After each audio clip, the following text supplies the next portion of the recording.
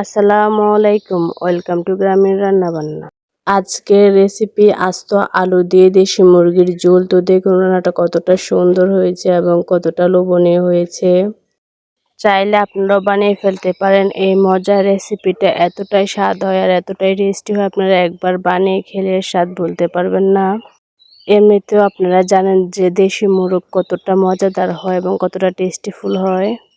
আমার সামনে তো যাই এনে দিবেন, দেশি মুরগির মাংস থাকলে আর কোনো কিছুই লাগে না। তো এইভাবে একবার দেশি মুরগি রান্না করে দেখবেন গরুর মাংস এর কাছে হার মানাবে। তো চলুন এখন আমরা মোর রেসিপিতে যাই। যেখানে আমি একটা মোরগ সুন্দর করে কেটে বেছে নিয়েছি। বেছে নেওয়ার পর এখন আমি কেটে নেব। কেটে নেওয়ার পর এখন আমি সুন্দর করে ধুয়ে নেব। ধুয়ে এখন আমি এক সাইড করে রেখে দিয়ে তারপর এখানে আমি বসিয়ে দিয়েছি একটা কড়াই। কড়াইতে দিয়ে দিয়েছি তেল। তেল দেওয়ার পর এখানে দিয়েছি আমি 3টা তেজপাতা, কয়েকটা দারচিনি, কয়েকটা এলাচ। এগুলোকে সুন্দর করে একটু ভেজে নেব। ভেজে নেওয়ার পর এখানে দিয়ে দেবো আমি 1 মুঠো পেঁয়াজ কুচি। পেঁয়াজ কুচিটাকে এখন আমি সময় নিয়ে আস্তে আস্তে ভেজে নেব। অবশ্যই পেঁয়াজটাকে সুন্দর করে ভেজে নিতে হবে। তো এভাবে আপনারা মুরগির মাংস রান্না করে দেখবেন। দেশি মুরগির টেস্ট এতটাই মজা, আপনারা বানিয়ে না খেলে বুঝতেই পারবেন না। তো এখানে আমি দিয়ে দেব 2 টেবিল চামচ পরিমাণে আদা রসুন বাটা। তারপর এই পেঁয়াজটাকে সুন্দর করে লাল লাল করে ভেজে নেব। তো এই পর্যায়ে কিন্তু আমার ক্যামেরার লাইটটা অফ হয়ে গিয়েছিল, তার জন্য কালারটা এরকম দেখাচ্ছে। তো পানি দেওয়ার পর এখানে একে একে মশলাগুলো দিয়ে দেবো। এখানে আমি দিয়ে দেবো 1 চামচ হলুদের গুঁড়া, 1/2 চামচ জিরার গুঁড়া, 2 চামচ মরিচের গুঁড়া এবং স্বাদ মতো লবণ ও 1/2 চামচ ধনিয়ার গুঁড়া দিয়ে এই মশলাটাকে এখন আমি অল্প কিছুক্ষণ কষিয়ে নেব। আপনারা মশলা যত ভালো কষাবেন রান্নাটাও কিন্তু খেতে ততটাই মজাদার হবে।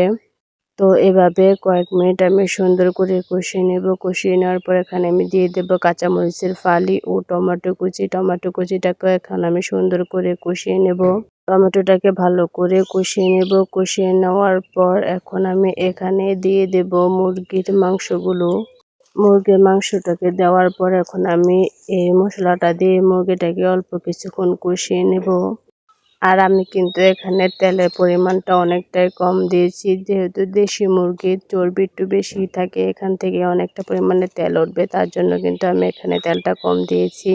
যদি আপনাদের মোরগের মধ্যে তেল কম হয়, তাহলে চর্বি কম হয়, তাহলে কিন্তু আপনার তেলটা একটু বাড়িয়ে দিবেন, তাহলে কিন্তু খেতে অনেকটাই মজাদার হয়। আর এভাবে কিন্তু আমি অনেকক্ষণ ধরে এই মাংসটাকে কষিয়ে নেব। এখন আমি দিয়ে দেবো এখানে অল্প একটু পরিমাণ টেস্টি সল্ট, যাতে মুরগির মাংসটা তাড়াতাড়ি সিদ্ধ হয়ে যায়। দেশি মোরগ সিদ্ধ হতে কিন্তু অনেকটাই সময় লাগে, তো এভাবে একটু টেস্টি সল্ট দিয়ে দিলে মোরগটা কিন্তু তাড়াতাড়ি সিদ্ধ হয়ে যায়। আপনারা যে কোনো তরকারি রান্না করেন, যত ভালো কষাবেন মাংস কিন্তু ততই মজাদার হবে। আর মুরগির মাংস সিদ্ধ হতে যেহেতু অনেকটাই সময় লাগে, তার জন্য কিন্তু আমি এখানে অনেকটা পরিমাণে পানি দিয়ে দিয়েছি, যাতে মাংসটা ভালো করে সিদ্ধ হয়ে যায়। মাংসটাকে আমি অনেকক্ষণ কষিয়ে নেওয়ার পর এখন আমি এখানে দিয়ে দেবো আস্ত আস্ত আলু। এরকম আস্ত আস্ত কয়েকটা আলু দিয়ে দেবো। দিয়ে এখন আমি এই মুরগিটাকে ভালো করে আরও কষিয়ে নেব, যাতে আলুটা সুন্দর করে সিদ্ধ হয়ে যায় এবং মুরগির মাংসগুলো সুন্দর করে সিদ্ধ হয়ে যায়। তো আপনারা দেখতেই পাচ্ছেন আমি কিন্তু মাংসটাকে এভাবে আস্তে আস্তে অনেকটা সময় ধরে কষিয়ে নিচ্ছি।